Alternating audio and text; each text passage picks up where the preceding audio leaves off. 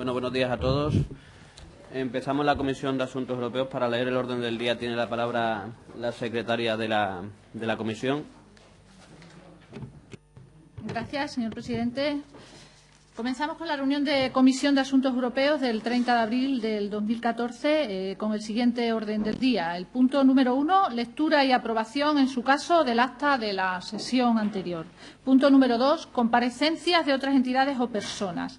Comparecencia de otras entidades o personas de don Antolín Sánchez Presedo, diputado del Parlamento Europeo, a los efectos de informar ante la Comisión de Asuntos Europeos sobre el balance de la actividad desarrollada por el Parlamento Europeo en materia económica en la actual legislatura, las repercusiones de la citada actividad sobre Extremadura y la agenda prevista en dicha materia para la legislatura que se iniciará tras las elecciones europeas de mayo del 2014, formulada por la quinta parte de los miembros de la Comisión pertenecientes al Grupo Parlamentario Socialista. Punto número 3, consulta sobre aplicación del principio de subsidiariedad.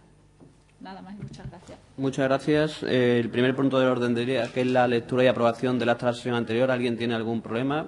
Como es habitual, nadie tiene ningún problema.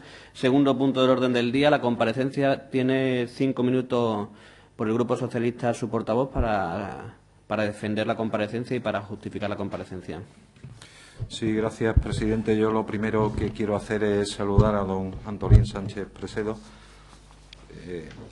Saludarlo y agradecerle, don Antolín, que haya podido venir a esta Comisión de Asuntos Europeos, aún a pesar y aún sabiendo pues que en unos momentos en los que ya acaba la legislatura y se aproximan las elecciones europeas, el trabajo que tienen como europarlamentarios se multiplica. No es solamente ya su labor parlamentaria, sino el trabajo creo que también muy importante que tienen que hacer para dinamizar de alguna manera pues la participación y difundir, en definitiva, la actividad importante que realiza el Parlamento Europeo y que ha realizado el Parlamento Europeo. Y precisamente por eso, don Antolín, mi grupo parlamentario, aproximándose el cierre, el final de la legislatura, queríamos que se hiciera balance de esa legislatura, de qué se ha hecho en el Parlamento Europeo, qué retos tiene pendientes todavía ese Parlamento, qué perspectivas se visualizan para los próximos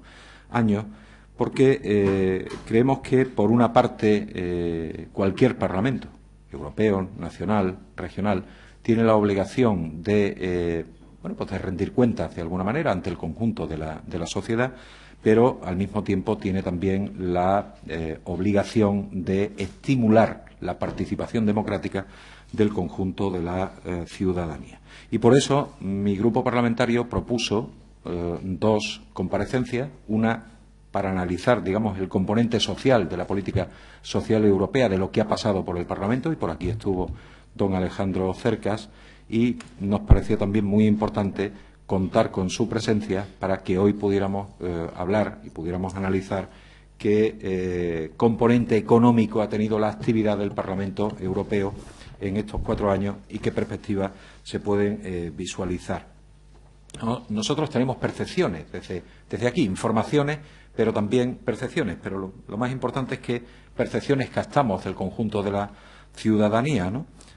Primera percepción ha sido una legislatura muy convulsa por la crisis. Tenemos la percepción de que nunca Europa gobernó tanto la vida de sus ciudadanos, pero también tenemos la percepción de que nunca Europa estuvo tan desconectada de la vida o de los intereses o inquietudes y sentimientos de los ciudadanos.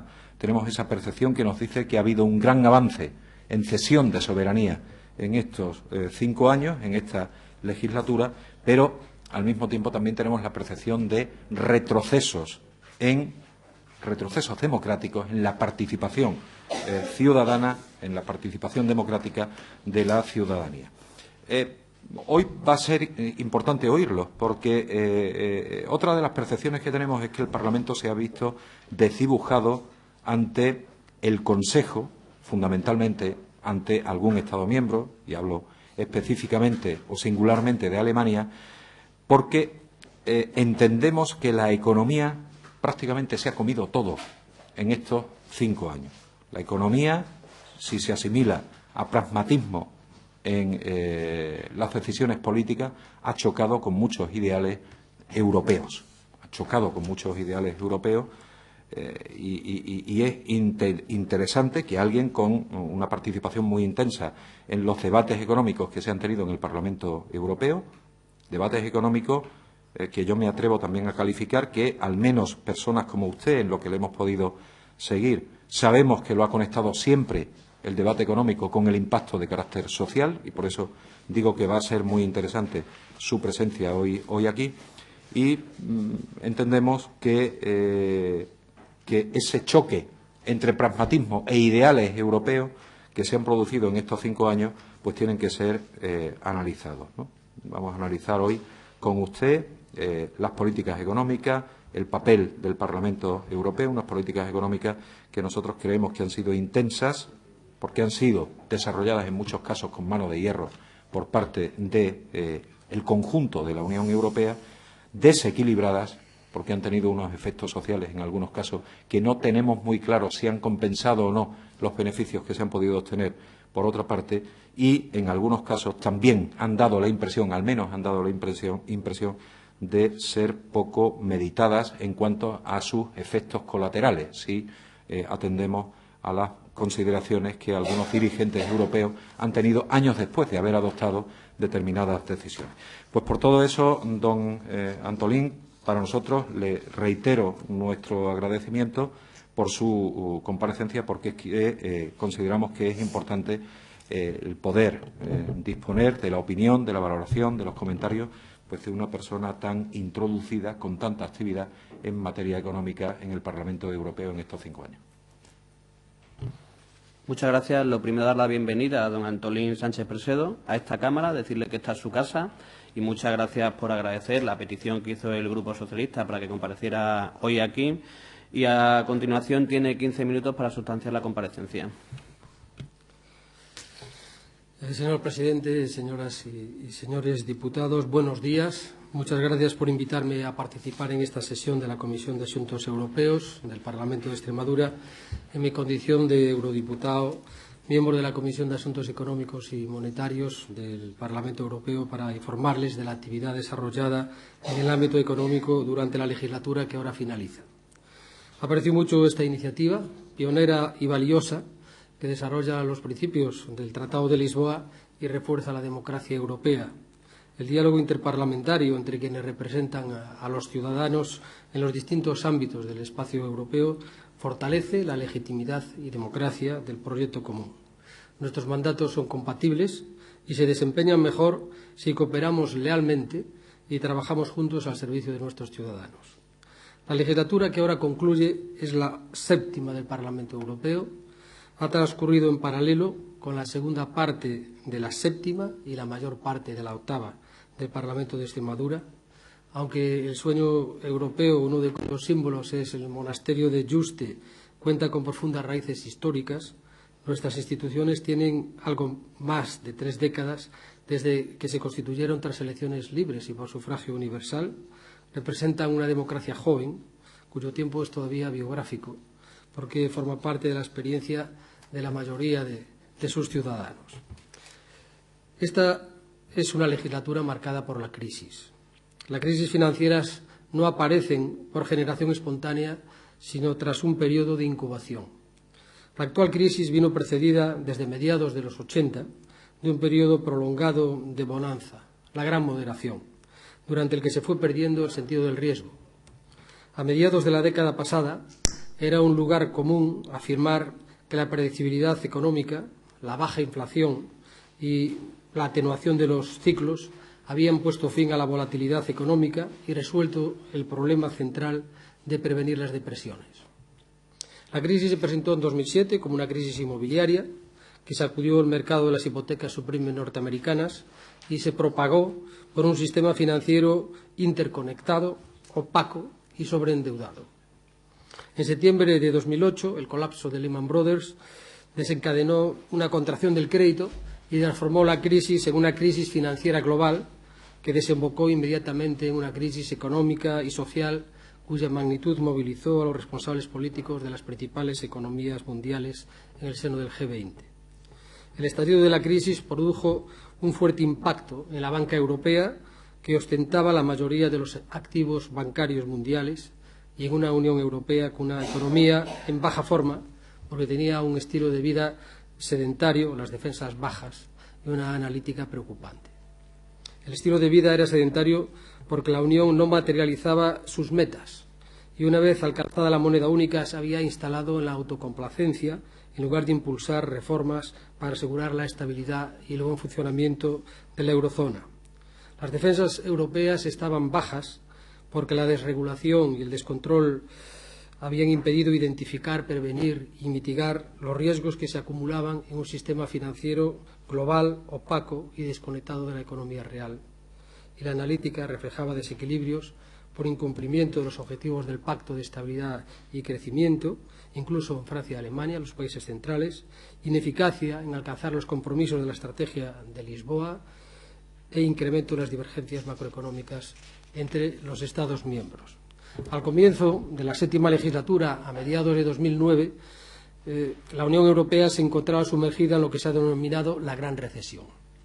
A lo largo de aquel año, la eurozona experimentó una caída del 4,4% del PIB, una pérdida de 2 puntos en la tasa de empleo, el desempleo se situó en el 9,6% y un debilitamiento de las cuentas públicas. El déficit público se triplicó, pasando del 2,1% en 2008 al 6,4%, y la deuda pública ascendió hasta el 80% del PIB. En este contexto, el deterioro de las finanzas públicas, el estallido de burbujas inmobiliarias y los desequilibrios macroeconómicos, pérdida de competitividad, déficits en las balanzas de pagos, endeudamiento exterior, etc., provocaron tensiones en la financiación de algunos Estados miembros y la fragmentación del sistema financiero.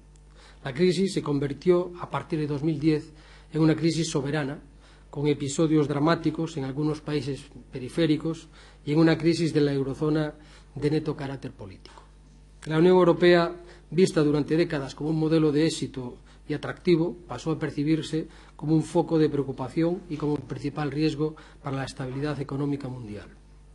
La zona euro, después de generar un crecimiento del 2% en el 2010 y del 1,6% en 2011, volvió a sumergirse en una segunda recesión, como consecuencia de las políticas de ajuste simultáneo, drástico e indiscriminado y de la falta de una respuesta creíble a la crisis, con caídas del crecimiento del 0,7% en 2012 y del 0,4% en 2013. A finales de 2013, la tasa de desempleo de la eurozona había ascendido hasta el 12,1%, el déficit público se había situado en el 3,1% y la deuda pública se había incrementado hasta el 95,4% del PIB. El compromiso del Banco Central y la moderación del ritmo de ajuste han posibilitado salir de la recesión a lo largo del 2013.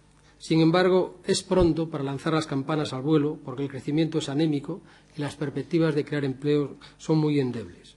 Las previsiones de la Comisión sobre la eurozona, aunque más optimistas que las del Fondo Monetario Internacional y la OCDE, tampoco son muy halagüeñas porque contemplan que el crecimiento seguirá siendo débil, con tasas del 1,2 en 2014 y del 1,8 en 2015. Las tres fuentes coinciden en que la tasa de desempleo solo se reducirá en 0,3 puntos hasta el 2016. Se ha evitado la catástrofe, pero el éxito está todavía muy lejos. Durante la presente legislatura hemos afrontado diferentes facetas de la crisis y, aunque muchos riesgos persisten, las tensiones han ido disminuyendo, pero los grandes desafíos permanecen. Existen dos diferentes maneras de valorar la actividad desarrollada por el Parlamento Europeo en el ámbito económico entre 2009 y 2014. Si se compara con la realizada en las legislaturas precedentes, podría decirse que se ha hecho bastante más, pero si se compara con la envergadura de los problemas planteados o si se mide por los resultados alcanzados, puede decirse que se ha hecho bastante poco. Esta distancia abona la desafección política y la decepción europeísta. Reflexionar sobre el camino recorrido y la senda a recorrer es indispensable para poder cerrar esta brecha y que Europa reencuentre su rumbo. Si se quiere mejorar estas previsiones y evitar una generación perdida, se necesita un entorno macroeconómico más robusto que favorezca un proceso de reformas más amplio, profundo y rápido. la reforma de la gobernanza económica, del sistema financiero y de la capacidad presupuestaria de la Unión durante la presente legislatura están llamados también a ser el corazón de la siguiente. En la reforma de la gobernanza económica, Séneca decía que no hay viento favorable para el que no sabe a dónde va. La Estrategia Europea 2020, aprobada durante la presidencia española de la Unión Europea en la primavera de 2010, tiene el propósito fundamental de establecer los grandes objetivos de la Unión Europea para el presente decenio y convocar a todos los actores de la Unión para conseguirlos. La gran prioridad de la Estrategia Europea 2020 es alcanzar un crecimiento inteligente, sostenible e integrador que, a diferencia de la multitud de objetivos en que se dispersó la anterior Estrategia de Lisboa, pueda medirse por la consecución de 5 grandes objetivos en empleo, I+D, energía, cambio climático, inclusión social y reducción de la pobreza. La cuantificación es conocida. En empleo, conseguir el empleo para el 75% de la población entre 20 y 64 años. En I+D, situar la inversión en el 3% del PIB. En energía, un sistema un 20% más eficiente, un 20% menos de emisiones que en 1990 y un 20% de energías renovables. En educación, limitar el abandono escolar por debajo del 10% y conseguir un 40% de los jóvenes con estudios superiores completos. Y en pobreza, reducir en 20 millones el número de personas en riesgo de pobreza y exclusión social en Europa. Para lograr esta estrategia, cuya ambición va más allá de la crisis, la Unión alinea sus políticas y medios en torno a 7 grandes iniciativas temáticas. Uno de los motivos del fracaso de la anterior Estrategia de Lisboa, además de la dispersión y fragmentación de objetivos, fue la escasa apropiación de los mecanismos en los distintos ámbitos de la Unión. Es esencial que su impulso, en el marco del nuevo esquema de gobernanza europea, se traslade al nivel nacional y se controle bajo un control democrático completo. La estrategia europea solo merecerá su nombre si es capilar y se traslada también a escala regional y local, de forma que se asegure su plena ejecución y control. Establecer indicadores desagregados, claros y susceptibles que posibiliten el seguimiento y evaluación periódica de su evolución por las instituciones democráticas y la sociedad civil contribuirá a ello. En estos momentos existe una consulta pública para su revisión a medio camino. Es un excelente momento para preparar un balance de situación a escala regional. El gobierno económico de la eurozona, según el Tratado de Maastricht, se asentaba en la moneda única que aseguraba la estabilidad cambiaria, la disciplina fiscal del Pacto de Estabilidad y Crecimiento, que debía evitar externalidades y efectos macroeconómicos negativos sobre los demás Estados miembros, y la coordinación económica basada en un marco abierto de cooperación voluntaria que se instrumentó con la adopción de la Estrategia de Lisboa y de orientaciones anuales de política económica y social. Ni el proyecto de Tratado Constitucional ni el Tratado de Lisboa contemplaron el fortalecimiento del gobierno económico de la eurozona. Cuando los problemas de la crisis afloraron, la Unión Europea carecía de instrumentos legales para proporcionar ayuda a los países de la eurozona que habían sido excluidos de la asistencia financiera prevista por el Tratado de Roma para hacer frente a los problemas de la balanza de pagos. En mayo de 2010, bajo presidencia española, se crearon 2 instrumentos temporales de asistencia financiera, el Mecanismo y la Facilidad Europea de Estabilidad Financiera. La extensión de la crisis a otros países planteó la necesidad de buscar una solución permanente. El Consejo Europeo de diciembre de 2010 creó el Mecanismo Europeo de Estabilidad, que proporciona asistencia sobre una base de estricta condicionalidad. Este mecanismo ha provocado la reforma del Tratado de Funcionamiento de la Unión Europea, ha posibilitado la asistencia financiera a España y tiene pendiente su comunitarización. No es todavía una red de seguridad comunitaria, sino un instrumento de carácter intergubernamental que depende de las decisiones de los gobiernos nacionales. La reforma de la gobernanza económica europea, cuyo debate inicial se lanzó también bajo la presidencia española, ha ido dirigida a fortalecer la coordinación económica y fiscal en el ámbito de la Unión. El establecimiento del semestre europeo, el reforzamiento del Pacto de Estabilidad y Crecimiento, la identificación y corrección de los desequilibrios macroeconómicos y la coordinación fiscal reforzadas son las principales iniciativas adoptadas en la presente legislatura. El semestre europeo se lanzó por primera vez en el año 2011 y es el proceso de coordinación económica en el seno de la Unión. Al final de cada año, la Comisión Europea presenta una encuesta anual de crecimiento e informa sobre el mecanismo de alerta de desequilibrios macroeconómicos y sobre indicadores de empleo y sociales.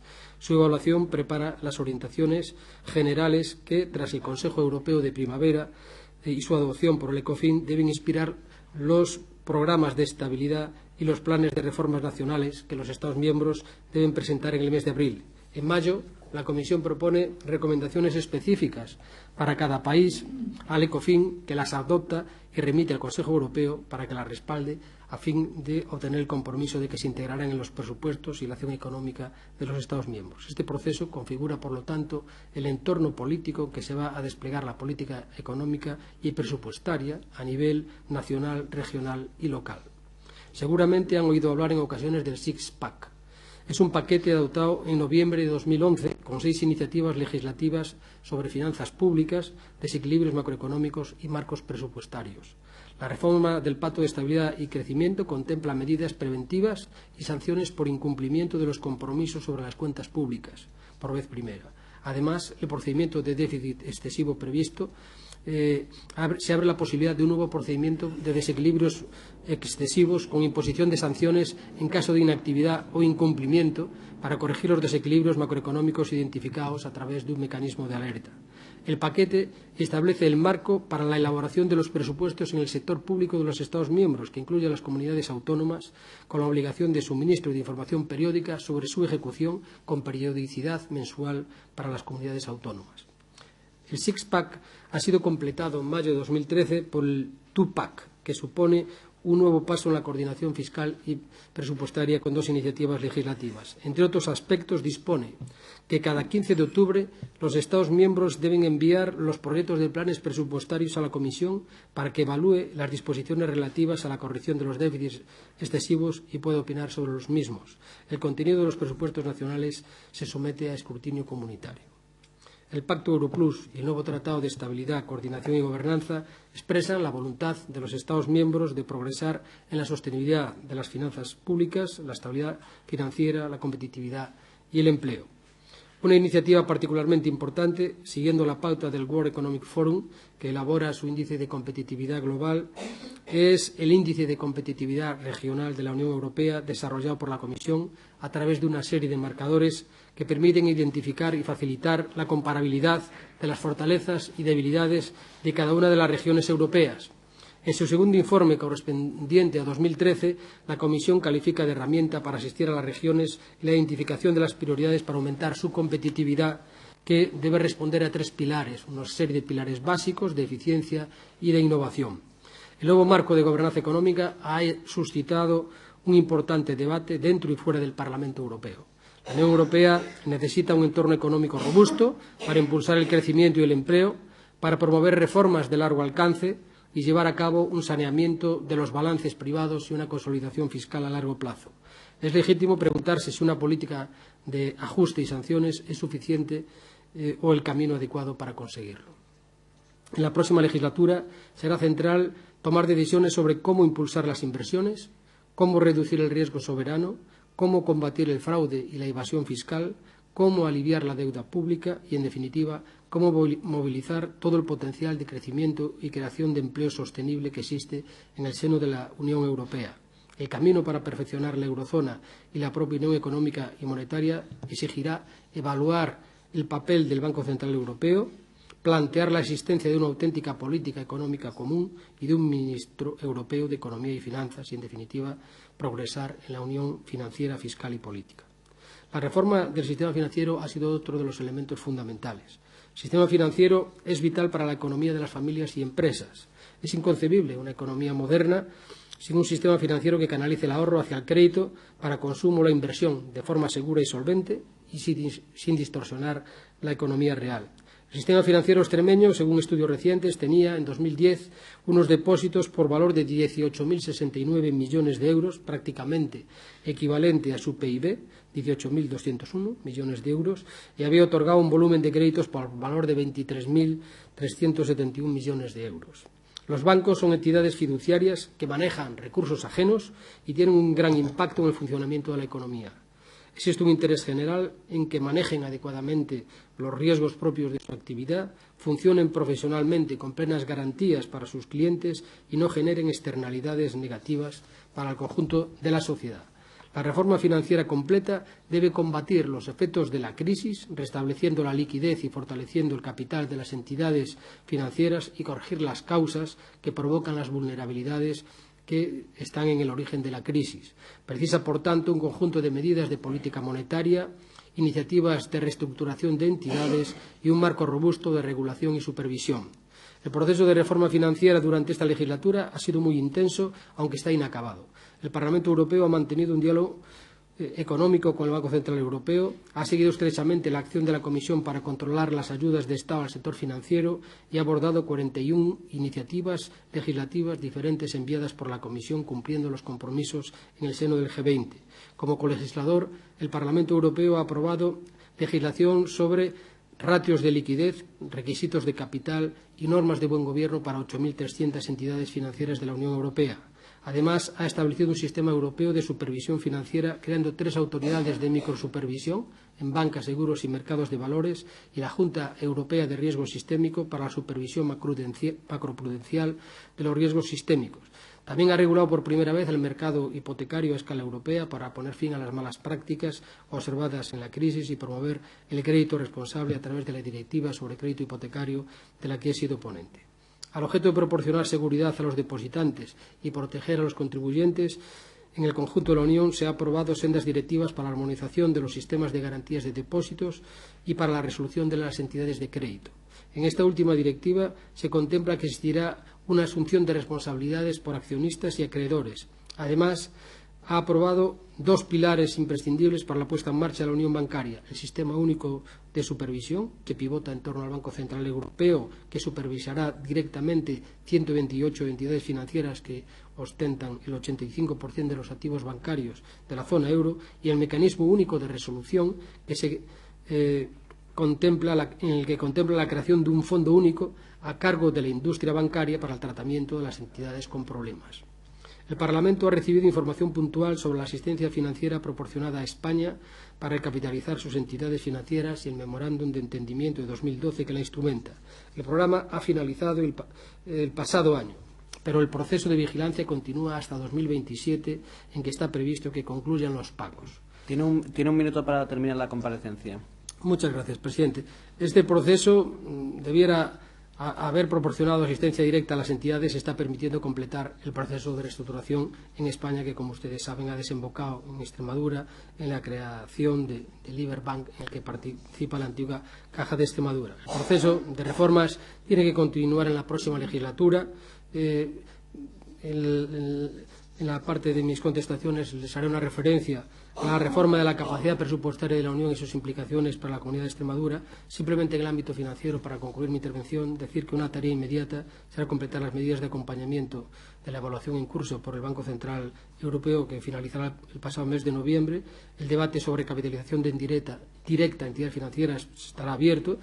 Abordar la reforma estructural pendiente, con la finalidad de que las entidades de depósitos no realicen actividades arriesgadas de inversión, y, en mi opinión, la agenda debe añadir a la unión bancaria un mecanismo único de garantía de depósitos para promover la emisión de activos financieros que permitan avanzar hacia la unión financiera e impulsar la unión fiscal. Estos son los aspectos más importantes en el ámbito financiero. Es evidente que queda también una acción en el ámbito presupuestario, que trataré de ilustrar con motivo de las respuestas en que realice, y estos son los aspectos más importantes de la acción en materia de gobernanza económica y de respuesta a la crisis financiera. Los aspectos presupuestarios, como digo, los comentaré posteriormente, y también realizaré una reflexión, con su permiso, sobre la situación de la Unión Europea en su conjunto. Muchas gracias por su atención. Muchas gracias. A continuación, los grupos parlamentarios de menor a mayor. Por el Grupo Socialista, por tiempo de 10 minutos. Sí, gracias, presidente. Y una petición, presidente, si es posible, y teniendo en cuenta que como no están presentes ni el Grupo Parlamentario de Izquierda Unida ni los regionalistas, ganamos algo de tiempo, y les pido al presidente un poquito de flexibilidad en la segunda intervención del compareciente, en el sentido de que creo que hay mucho que hablar y con impacto para esta región en aquello que nos tiene que trasladar. Yo le agradezco, don Antolín, la información que nos ha dado. Ha hablado de muchas cosas, de muchos temas. A mí me gustaría que pudiéramos concretar en su segunda intervención algunas cuestiones que a mi grupo parlamentario le preocupan especialmente. Mire, ha hablado de crisis. En mi grupo parlamentario tenemos la sensación, esto no es hablar de datos técnicos, don Antolín, es hablar pues de percepciones de carácter político y cómo lo perciben ustedes desde el Parlamento Europeo. Nosotros tenemos aquí la percepción del aprovechamiento de la crisis,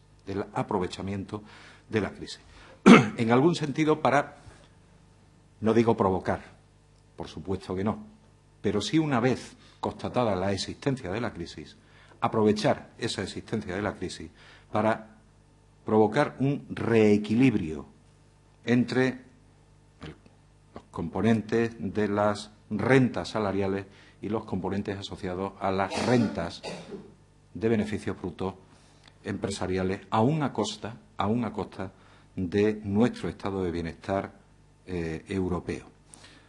Hace pocas semanas conocíamos un dato en España, en nuestro país, conocíamos el dato de la evolución de ese reparto de la renta nacional bruta.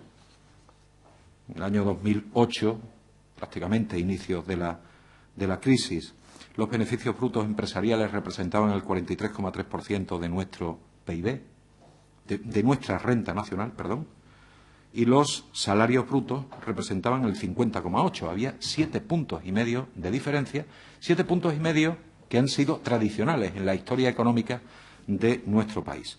El dato que conocíamos hace pocas semanas era el cierre del año 2013, donde prácticamente habían empatado los beneficios brutos empresariales y los salarios brutos. Ya teníamos un 45,1% de beneficios brutos empresariales y un 45,9% en salarios brutos. Es decir, la crisis, que ha sido tremenda y está siendo tremenda para todos, desgraciadamente no ha sido tremenda o igual de tremenda para unos que para otros. Lo han pagado mucho más aquellas personas pues que dependen de un salario. Y esto ha pasado en España. Esto ha pasado en España, esto ha pasado en otros países, digamos, donde la crisis ha golpeado mucho más intensamente, y lo que nos gustaría en este caso y con este tema concreto es conocer qué opinión tienen ustedes desde el Parlamento Europeo sobre esta afirmación que acabo de hacer. Y además preguntarle, ¿y le toca ahora a Francia, don Antolín? Porque muchos nos sospechamos que el siguiente en pasar por ese proceso de reequilibrio va a ser Francia. Habla usted también de algo que nos preocupa en el grupo parlamentario. Hemos hablado muchísimo de déficit en estos años. A nivel europeo, en España, en Extremadura, fue la moda, la gran moda, el déficit. De la deuda, poco. Hemos hablado bastante poco de la deuda. La impresión de mi grupo parlamentario es que la deuda, en los niveles en los que hoy se encuentra dentro de la Unión Europea, específicamente dentro de España, puede llegar a condicionar muy fuertemente el futuro del modelo económico y del modelo social de nuestro país y del conjunto de la Unión Europea. Nos gustaría también conocer qué debates han tenido con respecto a ese debate político que se generó con respecto a la mutualización de la deuda, qué perspectivas puede haber para los próximos años, si va a ser o no posible conocer en la práctica un modelo mutualizado de deuda pública en nuestro continente, en Europa. Sistema financiero. Ha tocado usted también pues una serie de puntos relacionados con los sistemas financieros. El español ha hablado específicamente también del extremeño. Hemos hablado también mucho de sistemas financieros en los últimos años, pero hemos conocido bastante poco, don Antolín, y este además es un tema en el que usted es especialista, de otros sistemas financieros. Alemania, sistema financiero alemán. Aquí cayeron las cajas de ahorro porque, según parecen, las cajas de ahorro estaban absolutamente contaminadas y horadadas. Las informaciones que manejamos nosotros aquí es que no solamente las cajas de ahorro españolas podían tener un grave problema, sino que al menos la opacidad que nos llega desde Alemania con respecto a su sistema de cajas de ahorro, pues nos hacen también tener una cierta intranquilidad. Y eso lo conectaré también pues con esa unión bancaria de la que nos estaba hablando ahora. Dos alertas que tenemos con respecto a la unión bancaria.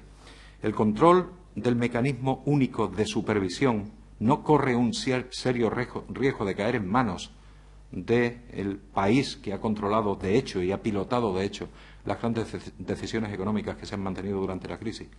Alemania. Y, en segundo lugar, el uso del mecanismo único de resolución, para que nos entendamos, el Fondo de Garantía de Depósitos aprobado a nivel europeo, que si no estoy equivocado está en torno a los 50 y tantos mil millones de euros. A ver cómo lo digo, no corremos el riesgo de que ese mecanismo único de resolución, una vez endosado sobre la espalda de los españoles el rescate de nuestro sistema financiero, se cree ahora uno europeo para rescatar una parte al menos del sistema financiero alemán, entre todos, que hayamos rescatado nosotros en España nuestro sistema financiero con cargo exclusivamente a los españoles, porque al final eso hay que pagarlo y lo van a pagar los españoles.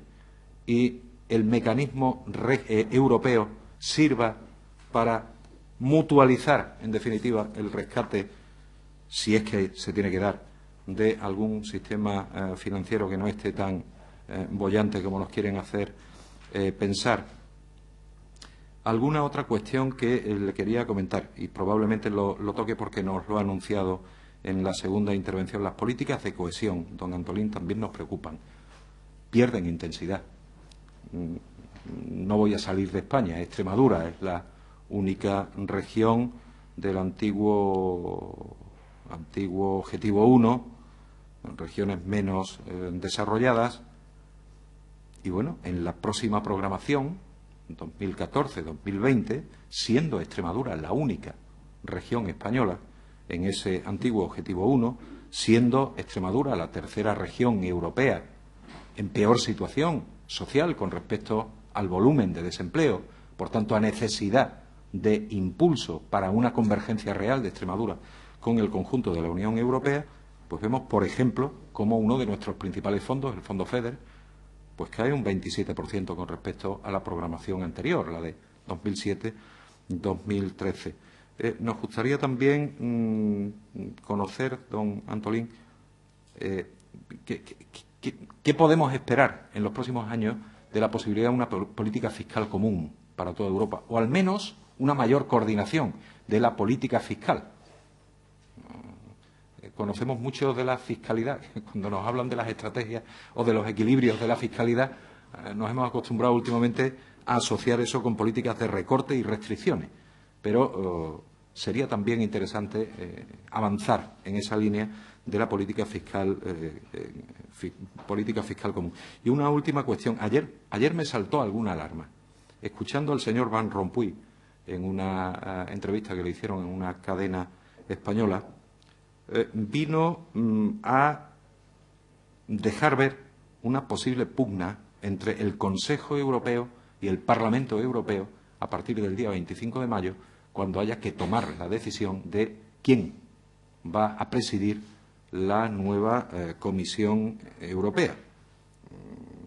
Yo creo que los tratados dicen meridianamente claro quién va a tener la gran competencia y afortunadamente se le da un papel fundamental a partir de ahora al Parlamento Europeo en esa materia.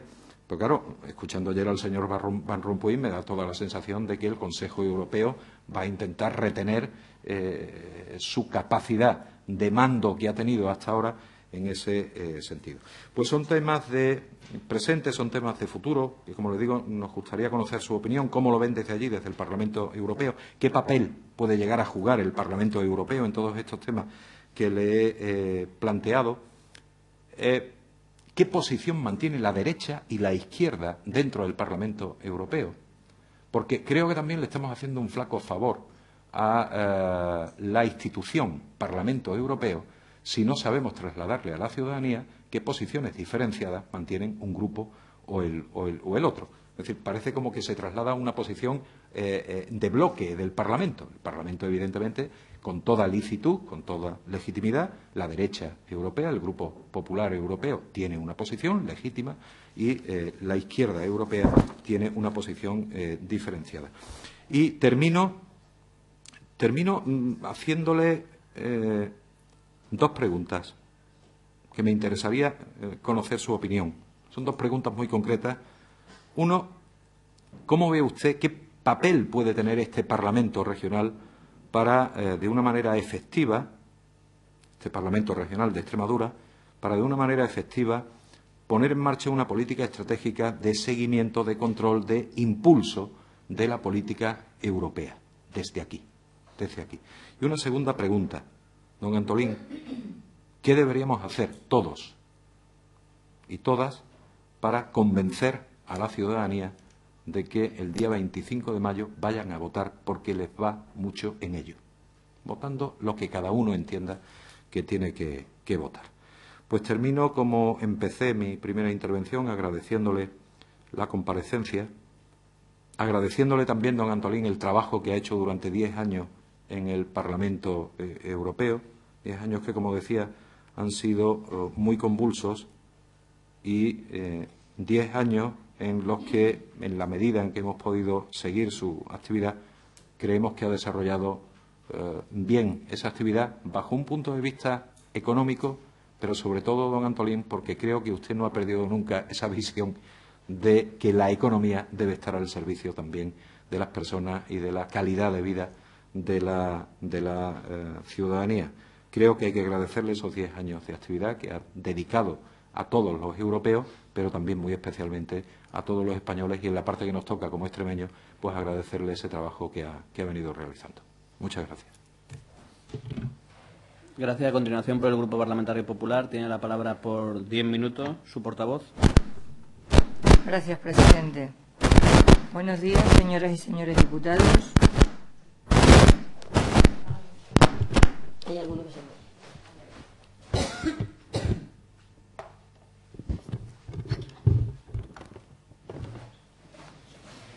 Buenos días, don Antolín. En nombre del Grupo Parlamentario Popular Extremadura Unida, yo también le doy la bienvenida a esta casa y, por supuesto, agradecerle su presencia hoy en esta comisión. Sinceramente, creo que hay que poner en valor su interés de comparecer hoy, teniendo en cuenta que la legislatura europea está agotada, que estamos en las puertas de unas elecciones, que ha tenido que desplazarse, creo, desde una distancia considerable, y además teniendo en cuenta que usted no forma parte de la candidatura con la que su partido concurre a las elecciones. Y no se lo digo con ninguna mala intención, únicamente porque además me imagino que seguirá formando parte del proyecto político de su partido. Pero únicamente sí, en definitiva, dejar claro que queda un poco, si no del todo, apartado de Europa. Es usted el tercer eurodiputado que comparece en esta comisión en un mes. En lo que los 3 eurodiputados han coincidido, al igual que todos los diputados que formamos esta comisión, es en que la 6ª legislatura ha estado vinculada a la peor crisis que Europa recuerda desde la Gran Depresión de finales de los años 20 en el siglo pasado. Ha sido una crisis en todos los sentidos, económica, financiera y social. Como consecuencia de esta profunda crisis, la economía ha sido el principal punto de atención en la legislatura. La Unión Europea se ha enfrentado a una situación muy complicada, en la que la viabilidad del euro se ha visto amenazada y le ha obligado a adoptar medidas muy duras e incluso a redefinir el diseño de gobernanza económica. Y lo que nadie podrá negar es que la crisis ha puesto de manifiesto que Europa no estaba preparada para afrontarla. Y se ha puesto de manifiesto también las deficiencias de diseño en nuestra unión monetaria.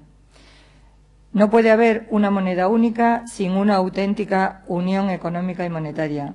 Y de ahí la necesidad de avanzar para conseguirla y para dotarla de una arquitectura sólida y estable en los ámbitos financiero, fiscal, económico y político. En este sentido, la reforma de los mercados financieros europeos, las medidas adoptadas por el Banco Central Europeo, como por ejemplo las que han tomado para garantizar la liquidez en el mercado interbancario o su compromiso de intervenir en los mercados secundarios de deuda pública si fuera necesario, el refuerzo de los fondos de rescate y el compromiso para seguir avanzando hacia una auténtica unión económica y monetaria han sido claves para evitar la ruptura del euro y para estabilizar los mercados. Y usted también lo ha dicho, se ha evitado la catástrofe. Hoy podemos afirmar que estamos mejor que hace 2 años, cuando se temía por la desaparición del euro y por la quiebra de varios Estados miembros. Afortunadamente, la situación ha cambiado y ahora es necesario que la estabilización financiera y la significativa mejora de la situación macroeconómica tengan su traslación a la economía real. Esto se irá produciendo gracias a las reformas que se han emprendido tanto en la Unión Europea, y que usted ha hablado de ellas, como en los Estados miembros, y al esfuerzo por garantizar la sostenibilidad de las cuentas públicas. Esta situación ya puede apreciarse en España, lo demuestran todos los indicadores. Hace 2 años estaba a punto de ser rescatada y gracias a las reformas puestas en marcha por el Gobierno Mariano Rajoy se evitó la quiebra de España. Hoy ya nadie habla de rescates y nadie duda de la sostenibilidad de la economía española. La recesión se ha superado y ya se ha empezado a revertir la dramática situación del desempleo. Pero algo que para España es fundamental es que se ponga en marcha cuanto antes en Europa la unión bancaria, ya que ayudará a disminuir significativamente la percepción de riesgo país con el que castigan los mercados y ayudará a superar la fragmentación de los mismos. En el último pleno del Parlamento Europeo se ha aprobado el Mecanismo Único de Resolución Bancaria, la Directiva Europea sobre Resolución Bancaria y la Directiva sobre Sistemas de Garantía de Depósitos. Con esto, el Parlamento Europeo ha completado el trabajo legislativo que sustenta la unión bancaria, la cual tiene, entre otros, el objetivo de evitar que la bancarrota de los bancos de la zona euro afecte en el futuro a los contribuyentes. Estos 3 textos que se han aprobado y que son fundamentales para que el proyecto de unión bancaria sea una realidad son la teoría. Y mi pregunta, don Antolín, es: ¿y en la práctica qué, cómo y cuándo? En este sentido sí que nos gustaría que nos aportara cuanto pudiera. Y por mi parte, nada más. Volver a agradecerle su esfuerzo por estar hoy aquí, en víspera además de un día festivo, y en nombre de mi grupo desearle suerte en su nueva etapa. Gracias. Gracias, presidente.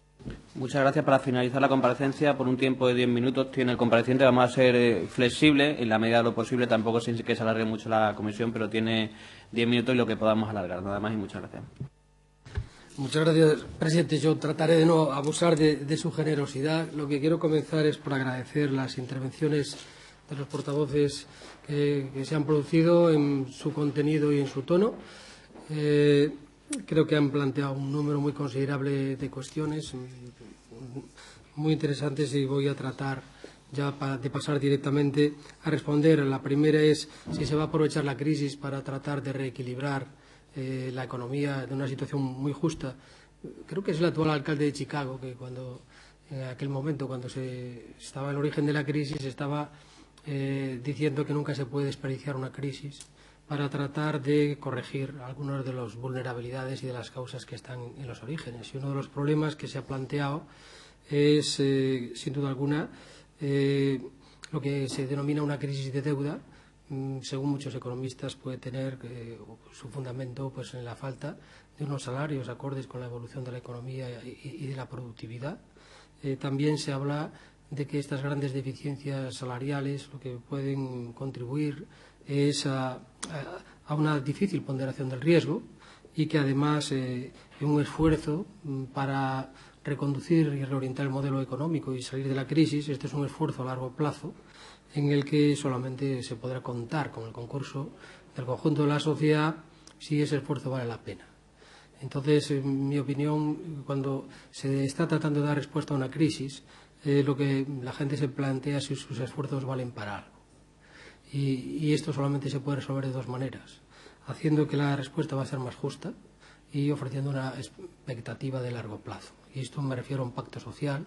Y esto lo que significa es que Europa debe actuar más sobre una filosofía comunitaria que sobre una filosofía intergubernamental, porque una filosofía comunitaria lo que puede es ofrecer una perspectiva a largo plazo, pero una respuesta intergubernamental se agota en la negociación de cada día y todo el mundo oculta sus bazas hasta el momento mismo de la negociación, y entonces es la respuesta de cada día sin la necesidad de un horizonte de referencia.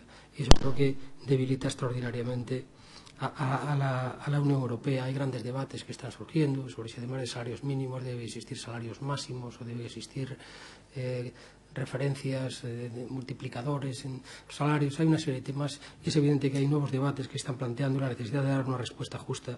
Yo la comparto plenamente.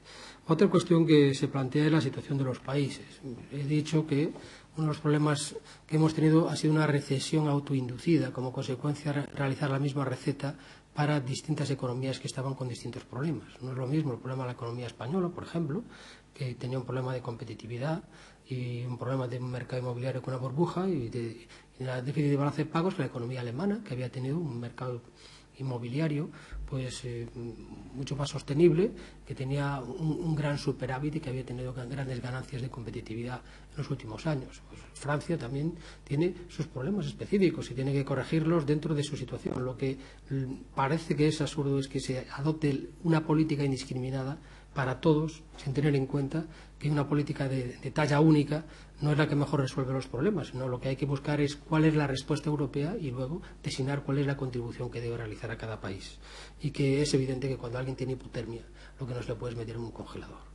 Cuando alguien tiene hipotermia, lo que necesita es un ambiente, un entorno económico más cálido en el que evidentemente pueda dar una mejor respuesta a esos problemas. Y es necesario, por lo tanto, que la economía europea responda a la necesidad de crear una auténtica demanda agregada, y que esa demanda agregada lo que contribuya no es a evitar las reformas, sino al contrario, a impulsarlas, que sea el motor que acompañe el proceso de reformas y que eso se realice de forma justa. Yo creo que en ese sentido es donde debe ir. La evolución de la deuda pues es evidente preocupante. Si tenemos, por una parte, un gran desempleo y sobre todo un desempleo juvenil, el motivo de reflexión es que si la juventud, aparte de tener una elevadísima tasa de desempleo, lo que tiene es una deuda creciente, pues sobre sus hombros en el futuro lo que caerá será una carga inmensa, y al riesgo de una generación perdida lo que se puede añadir es el problema de un exceso de carga pública, y por lo tanto creo que encontrar una sostenibilidad de las finanzas públicas a mí me parece muy importante, y creo que en este momento, con un déficit tan importante, hablar de una reducción de impuestos, francamente, yo creo que hay que asegurar la sostenibilidad. Eso se garantiza con mayores ingresos o con una reducción de gasto, y por lo tanto creo que deberíamos ser conscientes de que hay que buscar un discurso que sea creíble y que no solamente se haga teniendo en cuenta la situación de cada elección. Con relación a la deuda, esa sería mi matización. Se pregunta una mutualización de la deuda.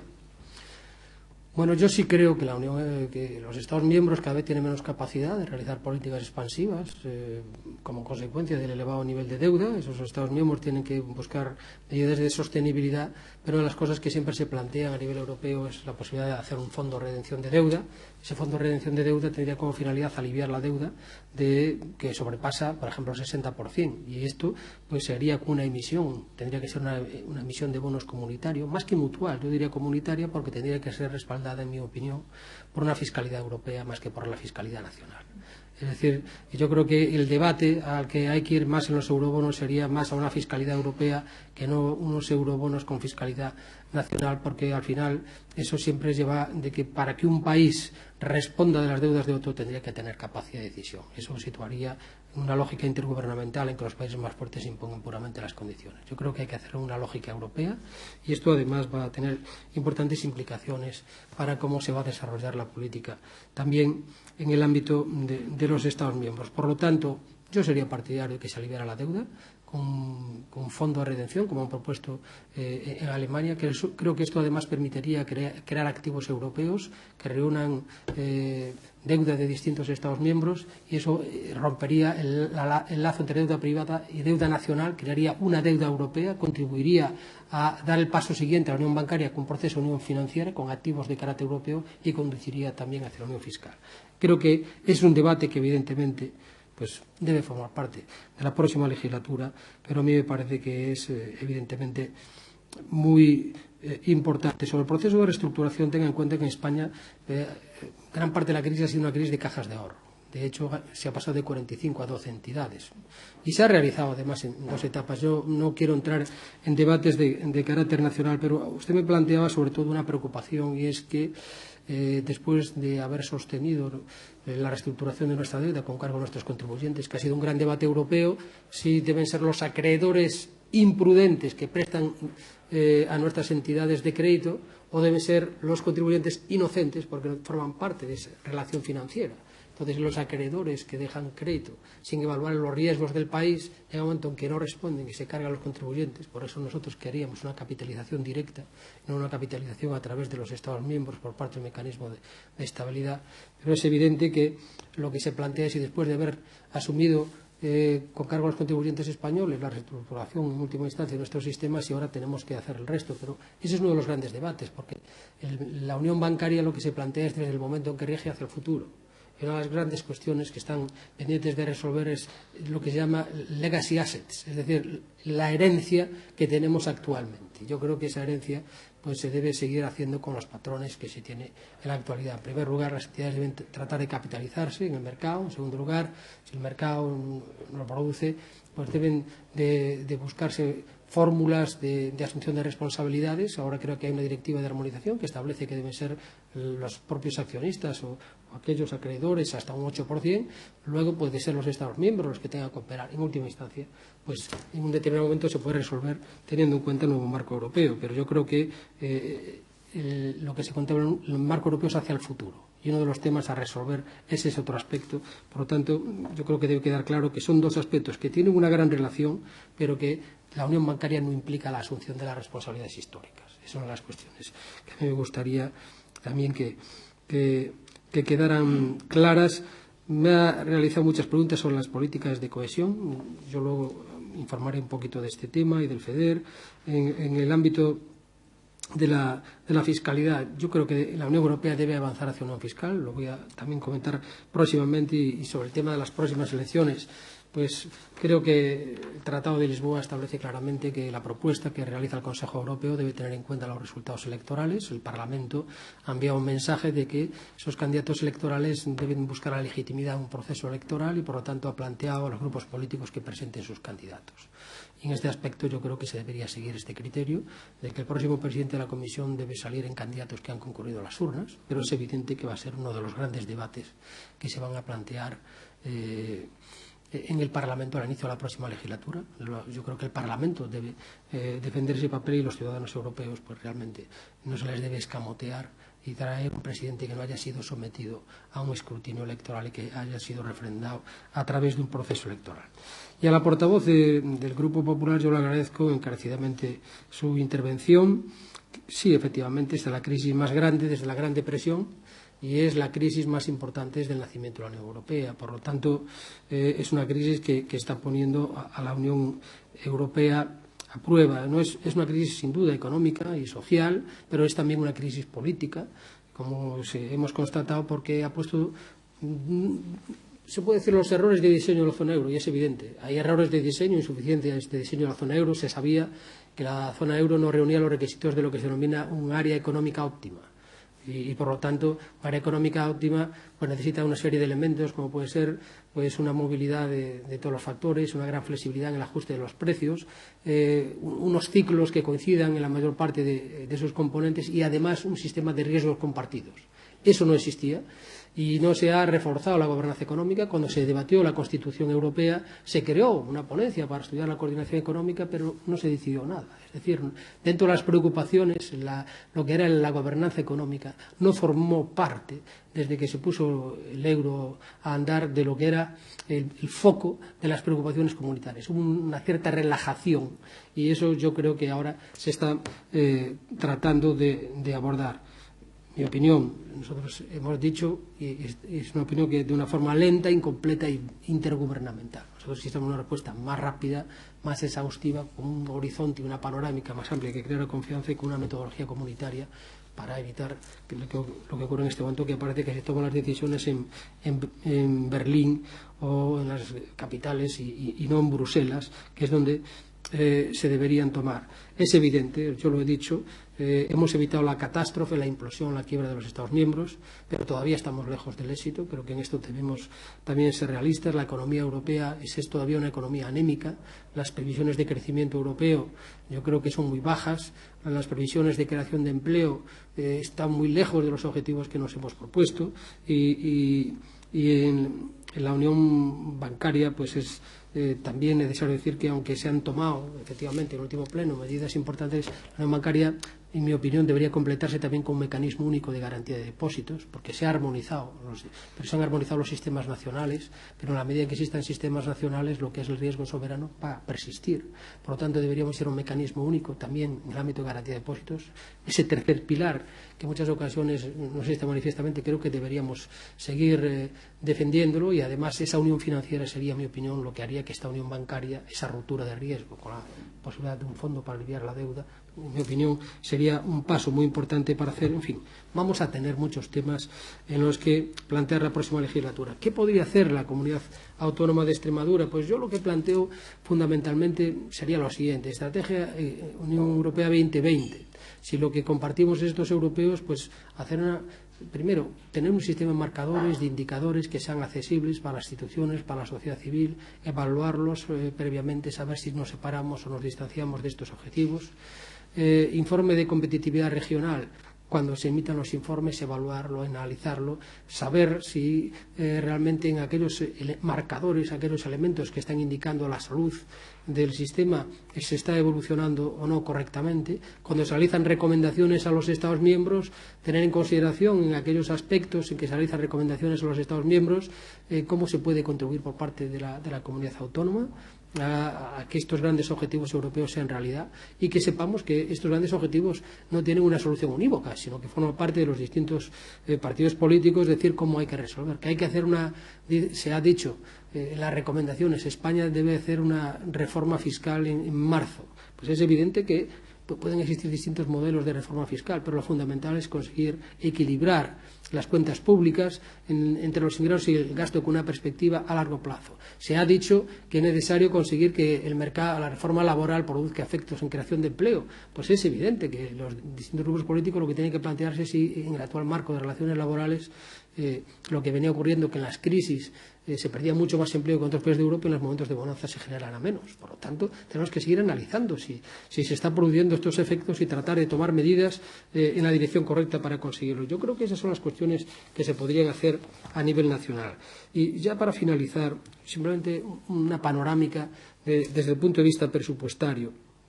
El marco financiero plurianual para el año 2014 y 2020 es la primera vez, desde el primer paquete de LORS del año 88, que comprendía 88-92, en que las nuevas perspectivas son inferiores a las del periodo anterior. Son un 3,5 en términos de compromiso, un 3,7 en términos de pago. El volumen del PIB de los recursos que tendrá el presupuesto comunitario es el 1% del PIB, aproximadamente el 2% del gasto público de la Unión Europea. Para decirlo de una forma comprensible, la Unión Europea tendrá 0,72 céntimos diarios por cada uno de los 507 millones de europeos.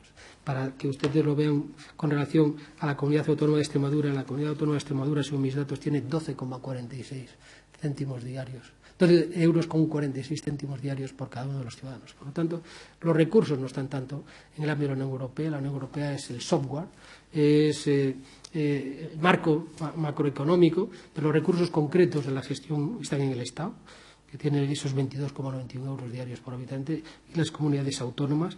Por eso la Unión Europea no cuenta con esa capacidad. La crisis tiene dos componentes: uno los problemas y otro la capacidad de resolverlos. Si comparamos la Unión Europea con los Estados Unidos, hemos tenido una crisis económica, ambos.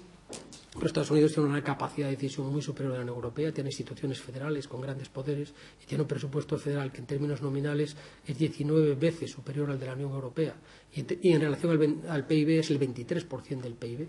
Por lo tanto, es muy importante. La Comunidad de Extremadura tiene un presupuesto superior al de Estados Unidos, al federal de los Estados Unidos, con relación a sus habitantes.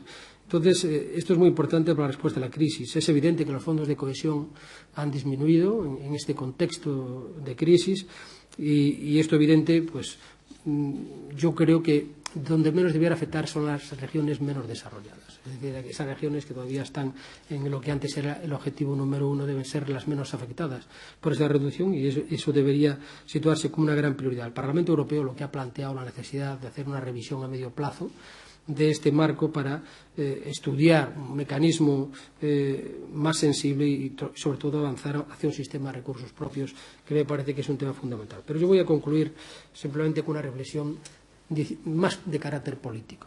La reflexión política es la siguiente. Estamos en el año 2014. Hace 100 años empezó la Primera Guerra Mundial. Es decir, hace solo 100 años Europa había empezado la Primera Guerra Mundial.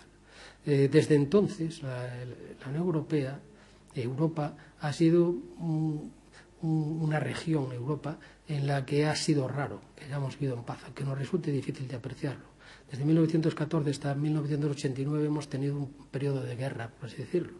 El espacio que va entre la Primera y la Segunda Guerra Mundial, hay historiadores que denominan la Segunda Guerra de los 30 años, que empezó con el inicio de la Primera y finalizó la Segunda. Luego hubo un periodo de Guerra Fría, que finalizó en 1989. Pero después, en nuestra región, hemos visto la Guerra de los Balcanes, que son 10 años, y en este momento estamos viendo todavía la crisis de Ucrania. Por lo tanto, Europa es un espacio de convivencia en paz y libertad inédito en nuestra región. Ha contribuido extraordinariamente a generar durante su creación un espacio de prosperidad para todos los europeos, incluso para la Comunidad de Extremadura. Desde 1986 la Comunidad de Extremadura tenía algo más de 3.000 euros per cápita. Hoy se ha multiplicado por más de 5 la renta de la Comunidad de Extremadura. Por lo tanto, es necesario que todavía en las crisis seamos conscientes de que Europa aporta valor añadido y tenemos la experiencia de que la Unión, de que la Unión realmente hace la fuerza, ¿no? Y por eso mi última reflexión sería seguir trabajando para profundizar en esta construcción europea. Europa es más necesaria que nunca, en un horizonte que tenemos de envejecimiento demográfico, lo cual no existe en el resto del mundo, en que existe un boom demográfico. Tenemos una tendencia de globalización y de cambio tecnológico muy profundo, al que nosotros tenemos que ir liderando el cambio tecnológico y no yendo a una economía de baja competitividad y bajos salarios y escasa demanda. Y además lo que tenemos por delante es un mundo con un cambio de actores muy importantes, con desplazamiento de poderes, que si Europa no tiene peso, pues acabarán imponiendo las condiciones. Y no solamente las condiciones económicas, sino incluso afectando nuestros propios valores y nuestro propio modelo de vida. Por lo tanto, Europa tiene una gran responsabilidad.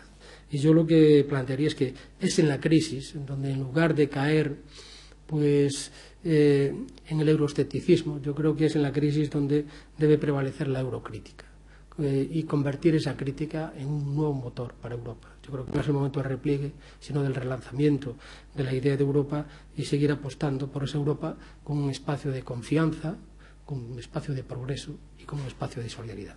Y creo que eso es bueno para todos los europeos, para los españoles y para los extremeños. Muchas gracias. Muchas gracias. Le reiteramos las gracias por estar aquí hoy. Puede, si quiere, abandonar la sala ya. El último punto del orden del día, que son la consulta sobre aplicación del principio de subsidiariedad. Si algún diputado tiene algo que decir, alguien tiene nada, pues sustanciado del orden del día, se levanta la sesión.